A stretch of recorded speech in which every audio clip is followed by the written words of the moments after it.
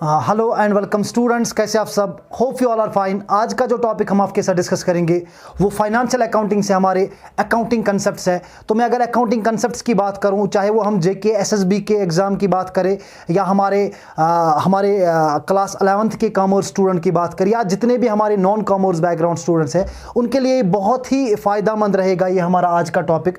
तो normally accounting का हमारे 14 to 15 अकाउंटिंग कंसेप्ट्स हैं। तो आज हम half of the concepts we will cover here in this class. तो नेक्स्ट बाकी जितने भी रहेंगे वो हम नेक्स्ट क्लास में कवर कर लेंगे, ठीक है बेटा। तो सबसे पहला जो हम आपके लिए कवर करेंगे that's your business entity concept. Business entity concept, चलिए सबसे पहले हम देख लेंगे कि बिजनेस एंटिटी कंसेप्ट क्या कह रहा है। बिजनेस एंटिटी कंसेप्ट की अगर हम बात करें बेटा, this concept simply states that business and businessman should be treated separately. चूंकि हमें होते तो ये एक ही है, बट ये आपको एज्यूम करके चलना पड़ता है क्योंकि business and businessman are separated from each other.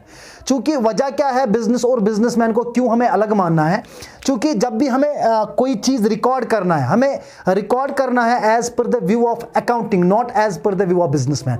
यानी कि जो कोई भी चीज़ यहाँ पे हम रिकॉर्ड करेंगे वो बिजनेस खुद रिकॉर्ड कर रही है, न कि बिजनेसमैन रिकॉर्ड कर रहा है, ठीक है बेटा। तो यहाँ पे बिजनेस एंटिटी कंसेप्ट बोल रहा है कि, या फॉर एग्जाम्पल के तौर पर मैं आपको समझा दूंगा कि फॉर एग्जाम्पल हमने कोई दुकान खोली, तो उस दुकान में मान लो कि हमने कोई सामान डाला 1000 का। तो अब क्या होता है कि हमारे घर में भी उस सामान की जरूरत होती है। तो बिजनेस एंटिटी कंसेप्ट कह रहा है कि अगर आप बिजनेस से वो सामान ले रहे हो तो आप उसको रिकॉर्ड करो। तो ये अगर आप बिजनेस एंटिटी कंसेप्ट फॉलो कर, अगर आप बिजनेस एंटिटी कंसेप्ट फॉलो नहीं कर रहे हो तो इट मींस कि you will not record that asset. यानी कि you will not record that जितने भी आपने एसेट्स घर के लिए परचेज किया, जितना भी सामान या जितना भी गुड्स आपने घर के लिए परचेज किया या घर के लिए लिया होगा, अगर आपने वो रिकॉर्ड नहीं किया तो at the end of the year जो बिजनेस क्या करेगी, बिजनेस आपको लॉस दिखा देगी या तो आपको उतने अमाउंट से कम प्रॉफिट दिखाएगी। तो हमें एक कंसेप्ट इंट्रोड्यूस किया गया जिस कंसेप्ट की वजह से हमें बिजनेस और बिजनेसमैन को अलग रखना है, सेपरेट रखना है, ठीक है बेटा। तो ये पहला कंसेप्ट हमारा बिजनेस एंटिटी कंसेप्ट है। तो सेकंड कंसेप्ट अगर मैं बोलूं यहां पे, that is your periodicity concept और accounting period concept. Accounting period concept, accounting period concept और इसको हम कहते हैं पीरियोडिसिटी।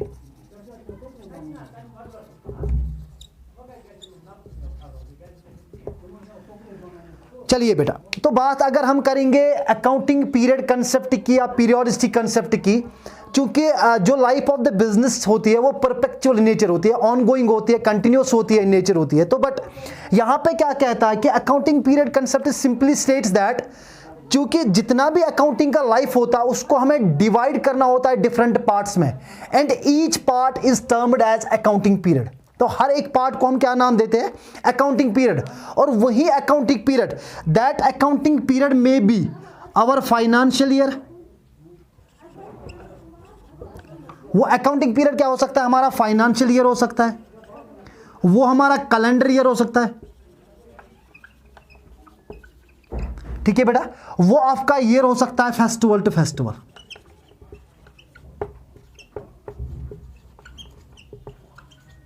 देखिए, चूंकि हमें क्या होता है कि हमें किसी सर्टेन पीरियड ऑफ टाइम के ऊपर हमें अपने रिजल्ट्स शो ऑफ करने होते हैं। क्योंकि फॉर एग्जांपल अगर हम बिजनेस कर रहे हैं तो किसी मखसूस टाइम के ऊपर हमें अपने बिजनेस के रिजल्ट्स दिखाने होते हैं। जो हमारे टॉप लेवल मैनेजमेंट होती है या जितने भी हमारे इंटरेस्टेड पार्टीज होती है, हमें उनको अपने बिजनेस के रिजल्ट्स दिखाने होते हैं, वेदर जो हमारी बिजनेस है क्या ये प्रॉफिट में जाती है कि हमारी लॉस में जाती है। तो उसी के लिए एक कंसेप्ट इंट्रोड्यूस किया गया, the concept is named as accounting period concept और पीरियोडिसिटी कंसेप्ट। और वो जो हमारा पीरियड होता है, यानी कि द होल लाइफ, यानी कि जितनी भी बिजनेस की लाइफ होती है, the whole life of the business is divided into parts. वो डिवाइड होती है पार्ट्स में, और हर एक पार्ट को अकाउंटिंग पीरियड कहा जाता है। और उस पार्ट को क्या, यानी कि जितने पार्ट्स में हमने उसको डिवाइड किया होगा, हर एक पार्ट को क्या कहा जाता है? Accounting period. लाइक वो हमारा पीरियड हो सकता है, एक फाइनेंशियल ईयर हो सकता है। और फाइनेंशियल ईयर में आपको इंपॉर्टेंट चीज जो याद रखनी है, ये हमारा स्टार्ट होता है 1 अप्रैल टू 31 मार्च। बेटा यहाँ पे इंपॉर्टेंट चीज जो आपको मैं बताने वाला हूं, ये मान लो कि फॉर एग्जांपल अगर ये 20 या ये अगर स्टार्ट हुआ 2019 में, हाँ लेट इट बी, अगर ये ईयर स्टार्ट हुआ यानी कि 1 अप्रैल 2019, तो इसका जो एंड होगा वो होगा 2020 मार्च में। तो अकाउंटिंग पीरियड कंसेप्ट यानी कि फाइनेंशियल में सबसे इंपॉर्टेंट चीज जो आपको याद रखनी है, जो आपको एग्जाम में पूछा जा सकता है कि यानी कि अगर वहां पे दिया होगा फॉर एग्जांपल 2019 टू 2020 ये कौन सा ईयर बिजनेस फॉलो कर रही है, तो आपको याद रखना है ये कौन सा ईयर फॉलो कर रही है, फाइनेंशियल, और या इसको हम कहते हैं अकाउंटिंग ईयर भी। तो फाइनेंशियल ईयर हमारा स्टार्ट होता है 1 अप्रैल टू 31 मार्च, और कैलेंडर ईयर जो हमारे घरों में कैलेंडर्स होते हैं तो वो हमारे होते हैं 1 जैन तो 31 दिसंबर। ठीक है बेटा, तो ये जो साल हमारा होता है, फॉर एग्जांपल अगर 2019 की मैं बात करूं तो इसका अंत भी कहां पे होता है, 2019 में ही। ठीक है बेटा, ये 1 जैन और 2019 31 दिसंबर में ये खत्म होता है। तो यहां पे आपको फाइनेंशियल ईयर में इंपॉर्टेंट चीज जो आपको याद रखनी है, तो अकाउंटिंग पीरियड में क्या होता है कि आपको अपनी बिजनेस की लाइफ जो होती है डिफरेंट पार्ट्स में आपको डिवाइड करनी है। तो हर एक पार्ट को हम क्या कहते हैं, एक फाइनेंशियल ईयर कहते हैं। उस ईयर में या उसको हम कैलेंडर ईयर के हिसाब से भी चल सकते हैं, या फेस्टिवल टू फेस्टिवल के हिसाब से भी हम बुक्स ऑफ अकाउंट्स प्रिपेयर कर सकते हैं। तो यहां पे मैं अगर फाइनेंशियल ईयर या कैलेंडर ईयर, इन हर एक ईयर का एक ही मकसद होता है, जो हमने एक साल में किया होगा, जितनी भी हमने ट्रांजैक्शंस की होंगी, उन ट्रांजैक्शंस से कहीं पे हमने इनकम जनरेट किया होगा और कहीं पे हमारी एक्सपेंसेस गई होंगी, तो हमने फाइनली उनको ट्रू रिजल्ट्स फाइंड करके देना, यानी कि हमें फाइनेंशियल परफॉर्मेंस फाइंड आउट करके देना है। तो ये मदद क्या करता है, हमें अकाउंटिंग पीरियड कंसेप्ट यही मदद करके देगा आपको कि at the end of the year आप अपने टॉप मैनेजमेंट को दिखा दोगे कि हमने ड्यूरिंग द ईयर प्रॉफिट कमाया कि लॉस कमाया। ठीक है बेटा, ये हमारा अकाउंटिंग पीरियड कंसेप्ट है। चलिए बेटा, उसके बाद में अगर बात करूं तो हमारा और एक कंसेप्ट जो है that is your money measurement concept.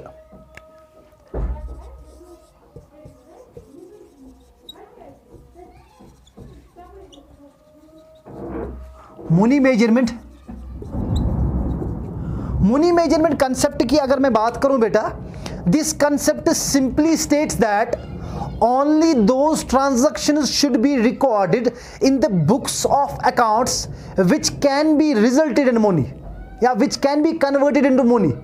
यानी कि कहता है कि आप उन्हीं ट्रांजैक्शंस को बुक्स ऑफ अकाउंट्स में रिकॉर्ड कर लो जिनको हम मनी में मेजर कर सकते हैं, और उन ट्रांजैक्शंस को आप रिकॉर्ड मत करो जिनको हम मनी में मेजर नहीं कर सकते। लाइक फॉर एग्जांपल जितनी भी हमारी इकोनॉमिक एक्टिविटीज होती है उनको हम मेजर कर सकते हैं मनी में, बट जितनी भी हमारी नॉन इकोनॉमिक एक्टिविटीज है या कोई भी सोशल एक्टिविटी अगर हमने की होगी, तो लाइक या एग्जांपल के तौर पे हम कह देंगे कि फॉर एग्जांपल हमारे जब सुबह एम्प्लॉयज एंटर करते हैं ऑफिस में तो अपनी एम्प्लॉय से हाई हेलो बोलते हैं, तो हाई हेलो हमारे लिए क्या बन जाता है, वो इमेटीरियल चीज बनता है, उनको हमें रिकॉर्ड नहीं करना होता है, उसको हम मेजर नहीं कर सकते मनी में।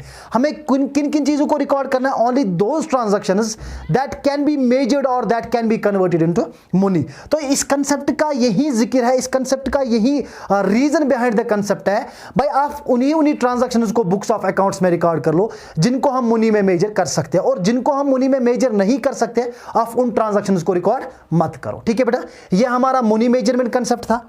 उसके बाद हमारा और एक इंपॉर्टेंट कंसेप्ट है that is your going concern concept. ठीक है बेटा, तो बात में अगर करूं गोइंग कंसर्न कंसेप्ट की, तो this concept simply states that the life of the business is foregone, या जो बिजनेस है उसकी जो लाइफ है यानी कि विच इज अनसीएबल यानी कि फॉरसीएबल। चूंकि बिजनेस हमने आज स्टार्ट किया, इसका फ्यूचर बहुत लंबा है यानी कि हम उसको प्रेडिक्ट नहीं कर सकते। ठीक है बेटा, तो going concern concept simply states that the life of the business is foreseeable. Foreseeable का मतलब होता है कि इसकी लाइफ बहुत लंबी है, यानी कि इसकी जो जिंदगी है बिजनेस की, हम प्री डिटरमाइन ये नहीं करते कि हम आने वाले कल में बिजनेस कब बंद करेंगे, लेकिन जब ऐसी कोई सर्कमस्टांसेस होगी तब जाके हम इस बिजनेस को बंद करना पड़ता है। और एक चीज जो आपको इस कंसेप्ट में जरूरी याद रखनी है, let it be for example हम यहां तक बिजनेस को कंटिन्यूअसली रन करते रहे, for example till two this point. अब यहां पे क्या हुआ, फैक्ट्री में आग लग गई। मान लो कि ये फॉर एग्जांपल यहां तक हमने 1 साल 2 3 4 5 6 7 8 9 10 साल तक हमारी बिजनेस कंटिन्यूअसली चलती रही, ठीक है बेटा। बट 10 साल के बाद क्या हुआ, हमारी बिजनेस में अचानक से आग लग गई। जब बिजनेस में आग लग जाएगी तो बिजनेस में शटडाउन जरूरी हो जाएगा। तो अब क्या होता है बेटा कि यहां पे क्या होता है कि ये बिजनेस कंसेप्ट क्या बोल रहा है, गोइंग। यहां पे आपका जो गोइंग कंसर्न कंसेप्ट है तो उसके ऊपर असर पड़ सकता है, क्योंकि अब मान लो कि 2 साल तक जब तक ना हम बिजनेस को रिन्यू कर लेंगे या जब तक ना बिजनेस फिर से कंटिन्यू हो जाएगा, तब तक आपका गोइंग कंसर्न कंसेप्ट यानी कि तब तक आपका ये अप्रोच जो है, हम बिजनेस को मान के ले चलते हैं कि इसका फ्यूचर फॉरसीएबल है, बट यहां पे आपके बिजनेस का जो गोइंग कंसर्न कंसेप्ट है वो खतरे में रहेगा। अब क्या करते हैं हम इस चीज को, इसको हम और एक कंसेप्ट आगे हम पढ़ने वाले हैं जिसका नाम है फुल डिस्क्लोजर कंसेप्ट। ये जो 2 साल का ये मटेरियल थिंग है, हम उसको वहां पे डिस्क्लोज कर लेंगे फुल डिस्क्लोजर कंसेप्ट में। और यहां पे आपको गोइंग कंसर्न कंसेप्ट में सिंपली याद रखना है, the life of the business, this concept simply states that the life of the business is foreseeable. क्योंकि हमने आज बिजनेस स्टार्ट किया तो हम ये मान के ले चलते हैं कि हम इसको कभी बंद नहीं करेंगे। दैट्स वाई इसको कहा गया कि हम जब भी कोई बिजनेस स्टार्ट करते हैं हम एक ही अप्रोच लेके चलते हैं, गोइंग कंसर्न कंसेप्ट, ठीक है बेटा। तो उसके बाद जो हमारा और एक कंसेप्ट आता है वो हमारा आता है कॉस्ट कंसेप्ट, ठीक है बेटा।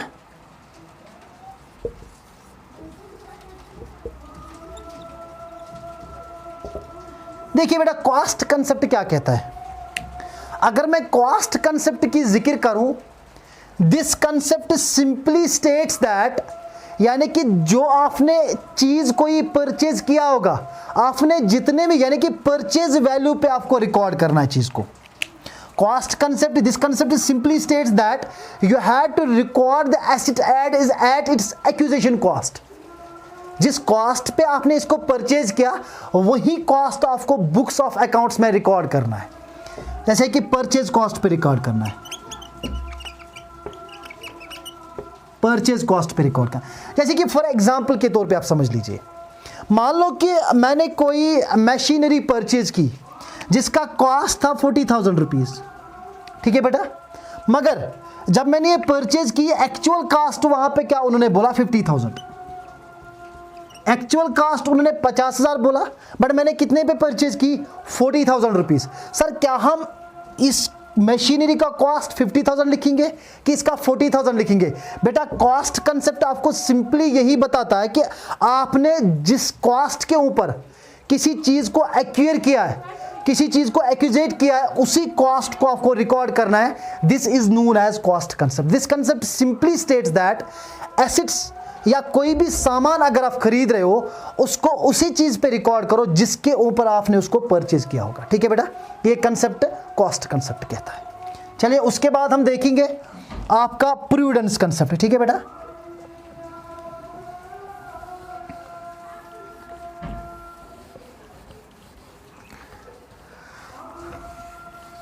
चलिए बेटा प्रूडेंस कंसेप्ट देखेंगे हम। प्रूडेंस कंसेप्ट होता क्या है, और इसको हम कहते हैं कंजर्वेटिज्म कंसेप्ट एज वेल। तो आपका 6th कंसेप्ट रहेगा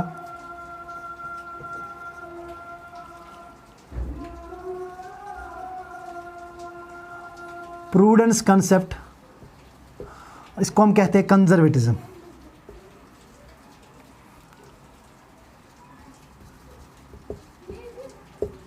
कंजर्वेटिज्म, ठीक है बेटा।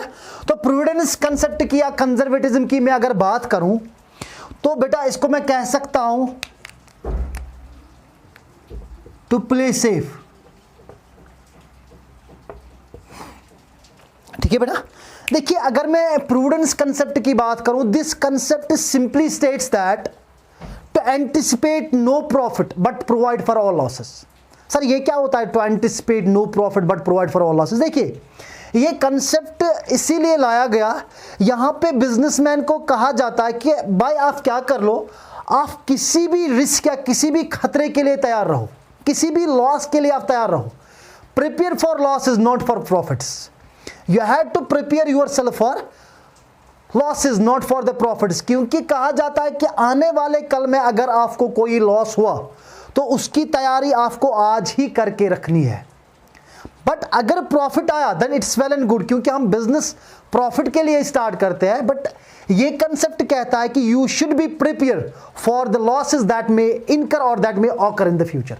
जो फ्यूचर में होने वाले खतरे या होने वाले लॉसेस हैं, आप उनके लिए बिजनेस को तैयार करो, न कि आने वाले प्रॉफिट्स के लिए। अगर प्रॉफिट्स आएंगे तो वो आपके लिए क्या फायदा ही होगा। तो प्रॉफिट्स के लिए हम तैयारी नहीं करेंगे, हम किस चीज के लिए तैयारी करेंगे? अगर हमारा कोई लॉस होने वाला होगा तो उसके लिए हम तैयारी कर लेंगे। ठीक है बेटा, तो यह आपका प्रोविडेंस कंसेप्ट कहता है। In another words we can say it conservatism concept, यानी कि you should be prepared for losses not for the profits. ठीक है बेटा, चलिए बेटा, उसके बाद और एक कंसेप्ट हम पढ़ेंगे, दैट्स योर कंसिस्टेंसी एजम्पशन, या कंसिस्टेंसी कंसेप्ट में फिलहाल आपको बोल दूंगा।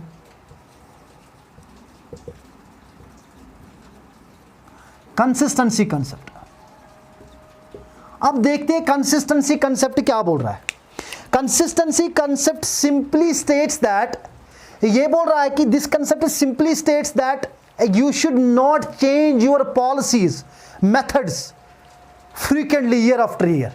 यानी कि ये जो कंसेप्ट कहता है, ये कहता है कि आप जब बुक्स ऑफ अकाउंट्स कर रहे हो, जब आपने बुक्स ऑफ अकाउंट्स किसी मेथड या किसी पॉलिसी या किसी प्रोसीजर के हिसाब से फॉलो की, तो अगर आपने इस साल कोई पॉलिसी फॉलो की या कोई मेथड फॉलो किया, तो you should B continuously follow that method. If you will not follow, यानी कि अगर आपने इस साल कोई मेथड फॉलो किया, फॉर एग्जांपल आपने डेप्रिसिएशन के लिए इस साल रिटन डाउन फॉलो किया, तो अगले साल आपने स्ट्रेट लाइन फॉलो किया, तो आपके जो रिजल्ट्स होंगे वो फ्लक्चुएट हो जाएंगे बेटा, आपके रिजल्ट्स ठीक नहीं निकलेंगे।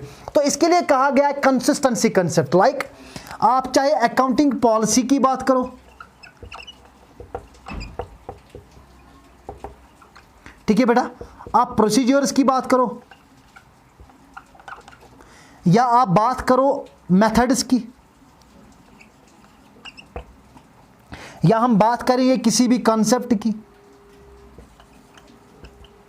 यानी कि कहने का मकसद यह है, जो भी आप मेथड्स, जो भी आप प्रोसीजर, जो भी आप कॉन्सेप्ट, जो भी आप पॉलिसी इस साल फॉलो कर रहे हो, आपको कंसिस्टेंसी कंटिन्यूसली नेक्स्ट ईयर वही फॉलो करना है। यानी कि अगर आप वो फॉलो नहीं कर रहे हो, यानी कि अगर आप इस साल एक मेथड फॉलो कर रहे हो, जैसे कि मैंने आपको बोला डेप्रिसिएशन के लिए फॉर एग्जांपल रिटन डाउन और स्ट्रेट लाइन की अगर हम बात करेंगे, अगर आपने रिटन डाउन फॉलो किया इस साल 2020 में, अगर आपने रिटन डाउन फॉलो किया और 2021 में बोल रहे हो कि हम स्ट्रेट लाइन फॉलो करेंगे, तो बेटा तब जाके क्या होगा, तब जाके आपके जो रिजल्ट्स निकलेंगे वो फ्लक्चुएट हो जाएंगे, they will not be true. यानी कि वो हमारे जितने भी अकाउंटिंग होंगे उसको हैम्पर कर लेंगे, यानी कि ऊपर नीचे कर लेंगे, और फिर उसकी वजह से क्या हो सकता है, हम अपने रिजल्ट्स को कंपेयर भी नहीं कर सकते। ठीक है बेटा, तो this concept simply states that जो कंसेप्ट्स आप लास्ट ईयर फॉलो कर रहे हो उसको आप रेगुलरली फॉलो करना है। सर क्या ऐसा हो सकता है, क्या कभी ये हो सकता है कि हमें जरूरत पड़ेगी कि अपने मेथड्स या अपने पॉलिसीज या अपने प्रोसीजर्स को चेंज करने की? बेटा कभी कभार ऐसी कंटीजेंसी होती है बिजनेस में, क्योंकि हमें कोई भी पॉलिसी या कोई मेथड, यानी कि अगर हम कोई मेथड लास्ट ईयर अडॉप्ट कर रहे हैं तो इस साल हमें कोई और मेथड अडॉप्ट करना होगा, तो बेटा तब जाके हम क्या करते हैं कि जो कोई भी चेंज होगी, अगर if there is any change, मैं बोलूंगा कि अगर कोई भी चेंज होगी, if there is any change, then beta then it should be then it should be disclosed, then it should be fully disclosed. मैं कहूँगा then it should be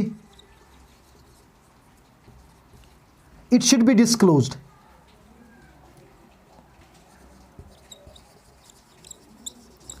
It should be disclosed as per the concept of full disclosure. यानी कि अगर आप किसी साल कोई change करना चाहते हो अपने मेथड्स में, अपने कंसेप्ट में, अपने बुक्स ऑफ अकाउंट्स को मेंटेन करने के तरीके में अगर आप कोई चेंज करना चाहते हो, तो आपको क्या करना है, you have to disclose that thing in the books of accounts, जिनको हम कहते हैं डिस्क्लोजर का मतलब होता है नोट्स टू अकाउंट्स में आपको डिस्क्लोज करना है बेटा। ठीक है बेटा, तो लास्ट कंसेप्ट जो आज हम सीखेंगे that is your dual aspect concept. ठीक है बेटा, ये भी इंपॉर्टेंट कंसेप्ट आपके लिए है, वो हमारा रहेगा dual aspect concept. Dual aspect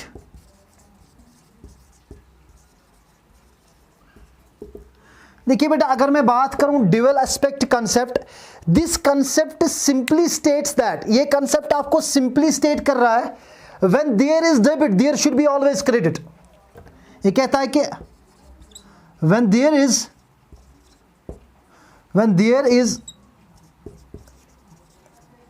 debit there should always be credit. यानी कि दिस कंसेप्ट, ये आपको सिंपली, ड्यूअल का मतलब होता है डबल। ड्यूअल का मतलब क्या होता है? डबल। यानी कि ये कंसेप्ट बुक्स ऑफ अकाउंट्स में इसलिए लाया गया, कह रहा है कि अगर कहीं पे आपने कोई डेबिट चीज किया, किसी सामान को डेबिट किया, तो उसके लिए there should always be credit. यानी कि अगर आपने डेबिट ही किया तो क्रेडिट नहीं होगा, तो वो तो आपका सिंगल एंट्री होगा, तो सिंगल एंट्री में डिसएडवांटेज थी, तो इसीलिए हमने एक कंसेप्ट लाया था double entry system of book keeping. तो ड्यूअल एस्पेक्ट इसीलिए इंट्रोड्यूस किया गया, इसको इसीलिए इन्वेंट किया गया, ताकि कोई भी ट्रांजैक्शन अगर हम रिकॉर्ड करेंगे इसको on the base of both debit as well as credit. ठीक है बेटा, जैसे कि मान लो कि हमने कोई मशीनरी परचेज की, आपके पास मशीनरी आ रही है तो डेबिट करोगे, तो आपसे क्या निकला? कैश निकला, तो वो क्रेडिट कर लोगे। तो यही आपको ड्यूअल एस्पेक्ट कंसेप्ट सिखा रहा है। यानी कि this concept simply states that when there is debit there should always be credit. ये ड्यूअल एस्पेक्ट कंसेप्ट है। तो आज जो हमने इस लेक्चर में कंसेप्ट्स, अकाउंटिंग कंसेप्ट्स कवर किए, नॉर्मली वो 8 कंसेप्ट्स थे, और नेक्स्ट लेक्चर में इंशाल्लाह हम बाकी 8 कंसेप्ट्स को कवर कर लेंगे with examples. Okay, best of luck students.